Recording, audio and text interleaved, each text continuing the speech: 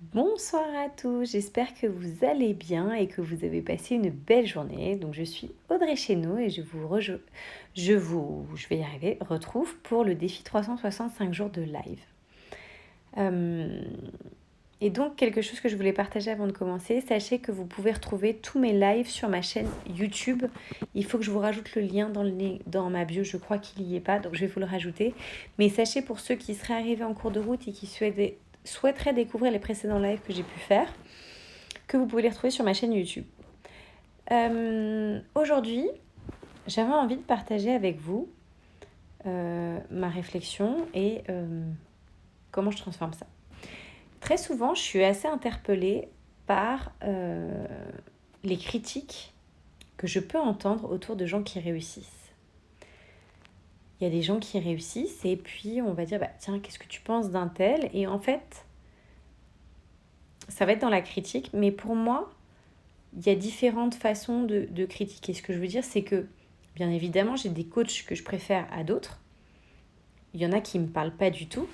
Coucou Marine, bienvenue parmi nous. Il y en a qui ne vont pas me parler du tout, mais ils ne vont pas me parler parce que je ne vais peut-être pas aimer l'énergie, je ne vais peut-être pas aimer le thème. En revanche, il y en a d'autres qui réussissent. Et donc ça m'interpelle de voir, parmi ceux qui réussissent, que souvent ils sont critiqués. Et donc forcément, ça, alors je vous rappelle, je l'ai souvent partagé, donc je vous le rappelle, mais en général, ce qu'on critique ou ce qu'on juge chez l'autre, c'est quelque chose ou qu'on aimerait avoir, ou que nous-mêmes avons, que nous n'aimons pas chez nous. D'accord ? Mais en fait, moi, j'aime bien faire un truc avec les gens qui réussissent, que je suis et que j'aime bien. En fait, avec les gens qui réussissent, et d'autant plus s'ils sont critiqués, je trouve ça d'autant plus intéressant, je vais me dire, ok, lui est réussi, j'aime le suivre, ou elle, peu importe, je vais vous donner des exemples après. Ok, qu'est-ce que c'est que j'aimerais garder de cette personne-là qui peut me servir dans ma vie tous les jours. Donc je vais vous donner des exemples pour que ça paraisse un peu plus concret. Par exemple, je sais que David Laroche, à une époque, il est extrêmement critiqué. Mais t'es trop jeune, mais t'y arriveras jamais, mais tu pourras pas, etc. Moi, par exemple, donc j'ai été chercher, ok, David Laroche, moi je l'aime bien. Il est critiqué, mais qu'est-ce que vraiment j'aime chez lui que je pourrais garder pour moi ?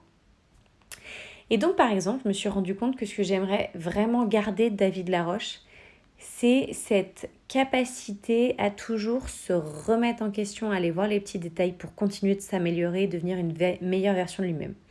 Par exemple, pour moi, ce serait vraiment ça qui m'aide chez lui. D'accord ?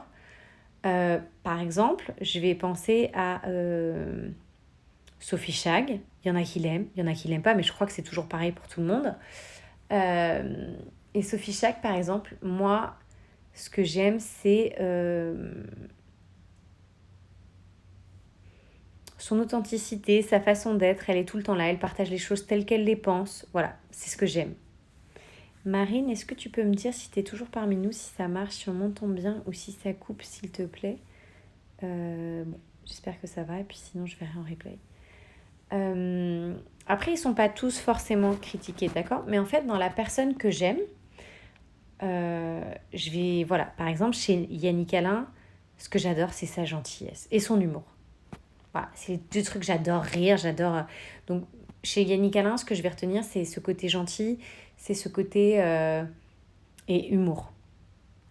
Si je prends Julie Laroche, pour moi, c'est son authenticité, sa vulnérabilité, c'est sans limite. Si je prends, pour ceux qui ont suivi les JO, il y a une championne de taekwondo espagnole qui est arrivée en finale, qui a perdu à la finale, mais j'ai vu la semi-finale, mais même dans la finale, elle avait... Et en fait, pour moi, elle avait tout ce que doit avoir un sportif de haut niveau. Et finalement, quand nous, on mène une vie de sportif de haut niveau, c'est pareil. Elle avait tous les trucs du mindset. Elle était focus, elle était concentrée, elle lâchait rien. Elle était patiente, elle était observatrice, elle était attentive. Enfin, elle avait tous ces petits trucs en plus qui faisaient la différence.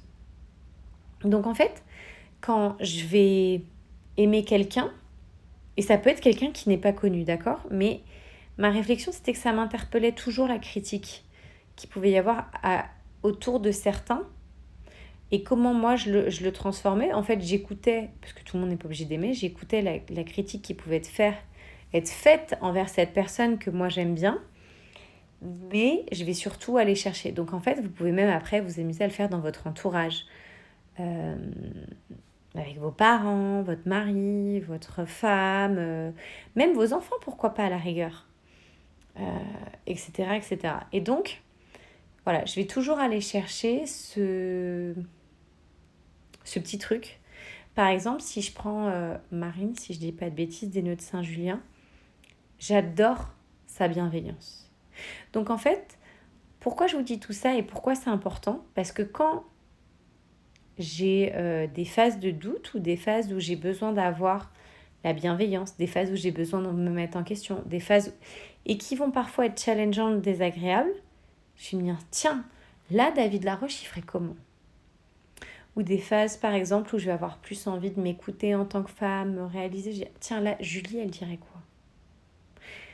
Je vais penser à l'argent, je vais dire, tiens, là, Sophie, elle agirait comment? Elle penserait quoi?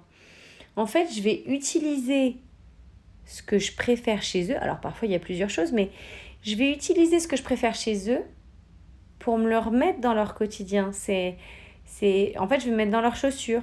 Où je vais me dire, bah, tiens, comment ils feraient? Bah, tiens, qu'est-ce que je peux prendre? Parce que finalement, on est tous pareils. On est tous des personnes, on est tous des humains. On peut tous arriver au même niveau. On peut tous faire la même chose. La question, c'est ce que ça nous parle, est-ce que ça vient nourrir nos valeurs, etc., etc.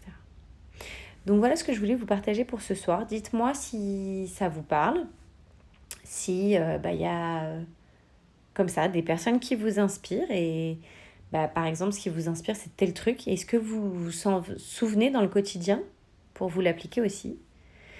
Donc voilà ce que je voulais vous partager pour ce soir. Sur ce, je vous souhaite une belle soirée. Je vous dis à demain. À bientôt.